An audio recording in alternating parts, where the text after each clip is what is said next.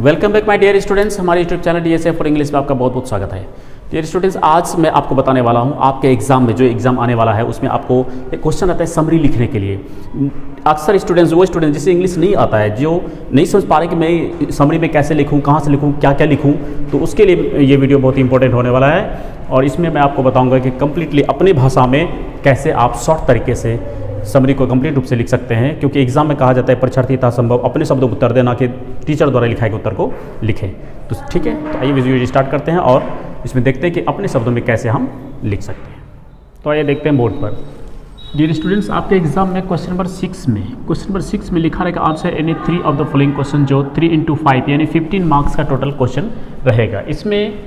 इसमें दो यानी कि ए से लेके एफ तक टोटल 6 क्वेश्चन रहेंगे 6 नंबर की कैटेगरी में। इस बात को ध्यान रखना है, ए से लेके एफ तक। तो मैं आपको बता दूं, ए नंबर में भी समरी पूछेगा और बी नंबर में भी क्या पूछेगा, समरी ही पूछेगा। ए नंबर में आपको पूछेगा पोएम की समरी, जिसमें 3 पोएम दिया रहेगा ऑप्शन में, और उसमें भी एनी वन यानी एक ही बनाना है। और बी नंबर में उसमें भी समरी रहेगा, प्रोज पार्ट से रहेगा यानी कहानी वाला पार्ट से, उसमें भी 3 ऑप्शन दिए रहेंगे आपको, और 3 में से किसी एक पर समरी आपको लिखना है। ठीक है, तो किसी एक पर लिखें। लेकिन इसमें कह रहा है कि ए से लेकर एफ तक में टोटल 6 क्वेश्चन रहेंगे, और 6 क्वेश्चन में से 6 नंबर में 6 टाइप का क्वेश्चन, जिसमें से किसी 3 टाइप्स को आप सॉल्व करना है। तो हम यहाँ बात करें 2 टाइप की बात करें, जो कि ए और बी दोनों में समरी रहता है, जो 15 जो टोटल यानी कि ये भी 5 मार्क्स का और ये भी 5 मार्क्स का। अगर समरी अगर आप लिखते हैं, यदि आप लिखते हैं तो आपको टोटल 10 मार्क्स मिलेंगे। अब सवाल ये आता है कि इसमें किस किस टाइप का क्वेश्चन पूछा जाएगा। तो मैं आपको शॉर्टली बता दूं कि ए और बी में तो आपने देख लिया कि समरी पूछेगा, लेकिन सी नंबर में आपको स्टोरी ऑफ इंग्लिश से कुछ क्वेश्चंस पूछेंगे। डी नंबर में मैचिंग वाला क्वेश्चन रहेगा, मैचिंग में भी कौन सा पोएम वाला ही पहले मैचिंग रहेगा, 5 पोएम का नाम और उसका पोएट का नाम पूछेगा। फिर ई नंबर में आपको कुछ ट्रांसलेशंस रहेंगे, 10 ट्रांसलेशन रहेगा, इस 10 ट्रांसलेशन में से 5 ट्रांसलेशन आपको बनाना है। और एफ नंबर में भी फिर मैचिंग रहेगा, जो प्रोज से लिखा रहेगा, उसमें भी 5 चैप्टर का नाम और उसके राइटर का नाम दिया रहेगा। तो खैर चलिए, आइए इस वीडियो में हम बात करने जा रहे हैं कि हम समरी कैसे लिखेंगे। ठीक है, तो मैं आपसे एक रिक्वेस्ट सबसे पहले करना चाहूँगा कि आप प्लीज़ वीडियो को स्किप मत कीजिएगा, नहीं तो समझ में नहीं आएगा और आपके 10 मार्क्स माइनस हो जाएंगे। ठीक है, माइनस तो हालांकि नहीं होना, क्योंकि मैं हूँ और आपको मैं बता रहा हूँ। तो आइए देखते हैं। सबसे पहली बात है कि समरी जब भी किसी का भी लिखना हो, चाहे यदि पोएम का अगर आप लिखना चाह रहे हैं, शुरुआत में कर रहा हूँ कि पोएम की समरी आप कैसे लिखेंगे, वो मैं आपको बताने जा रहा हूँ। ठीक है, तो देखिए सबसे पहला पॉइंट क्या करना है, उस समरी के बारे में आपको कुछ सोचना है। उस समरी का कोई भी पोएम है, किसी भी पोएम को समरी लिखने से पहले पोएम के बारे में सोचना है कि वो पोएम कौन सा है। उसके बाद उस पोएम के पोएट कौन है, पोएट का जन्म कब हुआ, मृत्यु कब हुआ, किस टाइप के कवि पोएम है, और पोएट जो है वो उनका नेचर कैसा था, वो कैसे थे। ठीक है, तो ये सारी बातों को आप शॉर्ट ट्रिक से याद करने के लिए ऑलरेडी डिस्क्रिप्शन में मैंने उसका लिंक दे दिया, वो वीडियो भी मैं इसी चैनल पर आपको उपलब्ध है।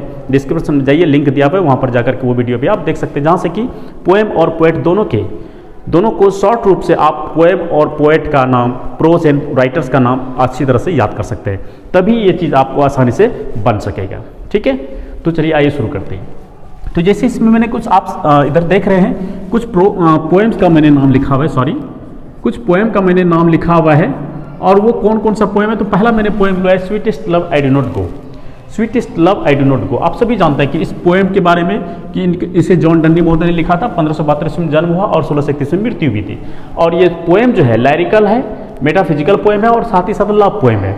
जॉन डन्नी के बारे में सॉन्ग एंड सोनेट्स के लिए प्रसिद्ध थे, और ये रोमन कैथोलिक रिलीजन से बिलोंग करते। तो आइए देखते हैं समरी में कैसे यूज करेंगे इसको। चाहे कोई भी पोएम लिखना हो आपको, किसी भी पोएम पर समरी अगर आता है, तो सबसे पहला लाइन लिखना है कि द पोएम, क्या लिखना है, द पोएम कौन सा पोएम, जो पोएम की समरी लिख रहे हैं। सपोज स्वीटेस्ट लव लिख रहे हैं तो स्वीटेस्ट लव लिखेंगे। हैज बीन कंपोज्ड बाय का मतलब होता है किसने लिखा है। कंपोज्ड बाय का मतलब क्या होता है, किसने लिखा है। लिखेंगे the poem sweetest love I don't go has been composed by, तो यहाँ पोएट का नाम लिखेंगे जॉन डन। ठीक है, पहला सेंटेंस चाहे कोई भी पोएम का आप समरी लिखें, द पोएम का नाम, has been composed by, poet का नाम। ठीक है, तो एक सेंटेंस हो जाएगा कंप्लीट रूप से। सिंपल सेंटेंस का मीनिंग होता है कि यह कविता इस कवि के द्वारा लिखा गया है। अगला लाइन लिखे कि ही वाज बोर्न ऑन। अब देखिए, जिस पोएट का पोएम लिख रहे हैं, समरी लिख रहे हैं, उस पोएट के बारे में थोड़ा लिखना है कि ही वाज बोर्न ऑन, उनका जन्म कब हुआ था, तो वो यहाँ पर भर देंगे जन्म कब हुआ था, ठीक है। And he was died on, और उनकी मृत्यु कब हुई थी।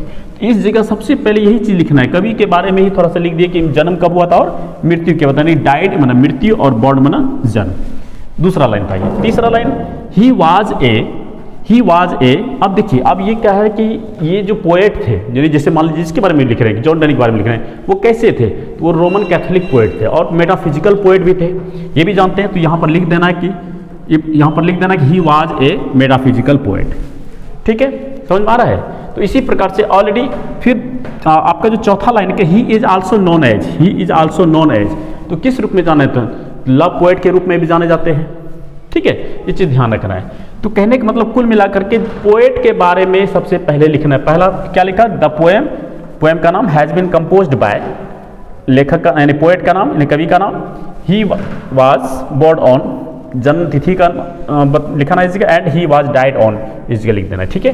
तीसरा लाइन ही वाज ए, जिस टाइप के वो पोएट रहेंगे, and also he is also known as, और किसी नाम से जाने जाएंगे, तो वो चीज़ यहाँ पर लिखना है। जैसे अगला एग्जांपल लेता हूँ, जैसे मैं सॉन्ग ऑफ माई सेल्फ का अगर आप लिख रहे हैं, तो इसमें ऑलरेडी लिखा हुआ he was also known as people's poet, ठीक है। अब जैसे no the leaves are falling fast W.H. Auden का लिख रहे हैं, he was known as political poet, ये भी आप लिख सकते हैं, ठीक है। तो कहने का मतलब जितना मोर इन्फॉर्मेशन आपके माइंड में है वो सारी चीज़ों को लिखना है। मैं यहाँ पर आपको एग्जाम्पल्स में समझाने के लिए मैंने आपको यहाँ पर दिया हुआ है। चलिए, ये कम से कम चार लाइन आपको फर्स्ट पैराग्राफ में लिखना है, स्टार्टिंग में पोएम और पोएट के बारे में, ठीक है। चलिए, अब अगला शुरू करते हैं कि पैराग्राफ चेंज करके आप जो लिखना शुरू करेंगे उसमें क्या लिखेंगे। तो इसमें लिखना पड़ेगा द पोएम, यानी पोएम का नाम, इज ए, कैसा पोएम है ये अब लिखना है। थोड़ा सा पोएम के बारे में, कैसा पोएम है। The poem sweetest love I not go is a love poem लिख सकते हैं, या लाइरिकल पोएम ये भी लिख सकते हैं, ठीक है। अगला line, in this poem the poet describes about the true love. अब देखिए, सबसे पहले यहाँ समझना पड़ेगा, sweetest love I do not go, ये जो पोएम है ये इसमें स्वीटेस्ट लव के यानी कि ट्रू लव के बारे में बताई गई, ठीक है। दूसरा, सॉन्ग ऑफ माई सेल्फ में, सॉन्ग ऑफ माई सेल्फ ये संगीत है जो अपने में खुद में गाता है, this is a lyrical poem, ठीक है। तो यहाँ पर क्या लिख देना पड़ेगा आपको, यहाँ पर क्या लिख देना पड़ेगा कि द पोएम ये इज अ लाइरिकल पोएम, ठीक है। अब जैसे no the leaves are falling ये भी लाइरिकल पोएम है, पेसिमिस्टिक है, ऑप्टिमिस्टिक है, तो वो चीज़ यहाँ पर लिख देंगे। ऑड टू ऑटोमन में लिखेंगे तो नेचुरल पोएम यहाँ पर लिखेंगे। द सोल्जर्स लिखेंगे तो लिख देंगे वार पोएम है, ठीक है, या पेट्रोटिक पोएम है। फायर हमका लिखेंगे तो रिलीजियस पोएम है, यानी एपिताफ लिखेंगे एलेजिस पोएम है। तो जिस टाइप का रहेगा वो यहाँ से शुरुआत कर देंगे, ठीक है। आई थिंक समझ में आ रहा होगा आपको। एंड अगला line, in this poem the poet describes about, किसके बारे में डिस्क्राइब कर रहे हैं, जैसे इसके बारे में sweetest love I not go का लव के बारे में, सॉन्ग ऑफ माई सेल्फ में खुद के बारे में बात कर रहे हैं, no the leaves are falling fast एक सीजन के मनुष्य के लाइफ के बारे में बात कर रहे हैं, द लाइफ ऑफ पीपल, ठीक है। और टू ऑटमन में नेचर के बारे में बात कर रहे हैं, द सोल्जर में एक सोल्जर्स के बारे में बात कर रहे हैं, फायर हम में एक रिलीजन्स के बारे में बात कर रहे हैं, और यानी कि फायर के बारे में बात कर रहे हैं, एंड एपिताफ में और एक शोक के बारे में बात कर रहे हैं, किसी घटना के बारे में बात कर रहे हैं, ठीक है। तो ये सारी चीज़ें हो जाएंगी। उसके बाद लास्टली सातवां पॉइंट जो आप बनाएंगे, द पोएट सेज दैट, कवि कहते हैं कि, अब देखिए यहाँ से लेकर के, ठीक है, तो यहाँ से यहाँ तक आसानी से लिखा, जैसे यहाँ से लेकर के यहाँ तक में टोटल 7 सेंटेंस आपका होता है, ये कम नहीं होता है, 7 सेंटेंस। इसके बाद जो मैंने यहाँ डॉट डॉट दिया हुआ है यानी स्पेस ब्लैंक रखा है, इसमें आप क्या लिखेंगे, सवाल ये आता है इसमें आप क्या लिखेंगे। तो यही वो जगह है जहाँ से आप थोड़ा सा लेंथ करेंगे इसको। तो इसमें क्या करना है कि अगर आपको उसके बारे में थोड़ा सा भी स्मरण है तो आप उसमें लिखिए, अन्यथा ऑब्जेक्टिव्स लाइन में जाइए, वहाँ पर बहुत सारे ऐसे लाइन मिल जाएंगे जो उस पोएम से रिलेटेड होंगे। उस लाइन को आप कम से 5 से 7 लाइन, कम से कम 5 से 7 लाइन आप इसमें ऐड कीजिए, ठीक है। या फिर क्वेश्चन में भी उस टाइप का लिखा होगा, तो अगर क्वेश्चन में दिया हुआ तो उसको असर्टिव टाइप बनाइए, लेकिन जब भी लिखना है उस पोएम से रिलेटेड ही सेंटेंस होनी चाहिए, ठीक है। और ये जब कंप्लीट हो जाएगा आपका मिडिल पार्ट जब कंप्लीट हो जाएगा तो एंड पार्ट में आता है ना कि तीसरा पैराग्राफ स्टार्ट करेंगे, उसमें आप लिखेंगे at last the poet says that. देखिए सिंपल चीज़ों को यूज़ किया गया है, ठीक है।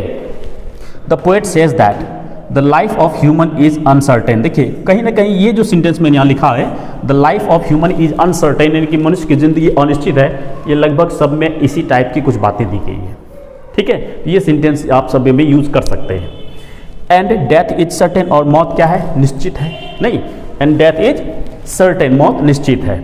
And we can say that, and lastly last जो सेंटेंस, जो क्लोज सेंटेंस लिखना है, वी कैन से दैट, हम कह सकते हैं कि this is a very beautiful poem, this is a very beautiful poem. ठीक है, तो कुल मिलाकर के ये छोटा सा टिप्स था आपके लिए कि जो जिससे नहीं भी आ रहा है वो भी इस चीज़ को लिख सकते हैं। ठीक है, और आपने 5 मार्क्स तो पोएम से और 10 मार्क्स समरी से इसको सिक्योर कर सकते हैं। तो समरी को भी, प्रोज वाले पार्ट को भी की भी समरी जो आप इसी तरह से लिखेंगे, उसमें किस टाइप का प्रोज है, उसके राइटर कौन है, उसका डेट ऑफ बर्थ क्या है, उसका डेट ऑफ डेथ क्या है, और बीच वाले पार्ट में जहां पर पोएम लिखा हुआ है वहां पर आप लिख देंगे प्रोज ऐसा लिख देंगे, या फिर द स्टोरी लिख देंगे। ठीक है, तो वो जस्ट इसके बाद वाले वीडियो में हम आपको स्टोरी वाला समरी कैसे लिखेंगे वो सारी चीज़ें हम बताएंगे आपको। ठीक है, आई थिंक अगर आपको वीडियो पसंद आया होगा तो कमेंट में लिखकर बताइएगा कि यस और नो पसंद आया या नहीं। ठीक है, टेक केयर तब तक के लिए।